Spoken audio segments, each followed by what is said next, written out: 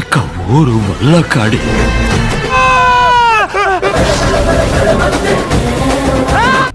రాకాస first day collections surprise చేసిన horror comedy movie.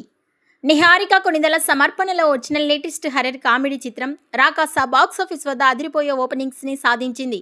Sangeet Shobhan, Nayan Sarika జంటగా నటించిన ఈ చిత్రానికి మానస శర్మ దర్శకత్వం వహించింది. భారీ అంచనాలతో విడుదలైన బైకర్ వంటి స్పోర్ట్స్ డ్రామాతో పోటీ పడినప్పటికీ మొదటి రోజు ఈ హర్రర్ కామెడీ తన ఆధిపత్యాన్ని చాటుకోవడం విశేషం.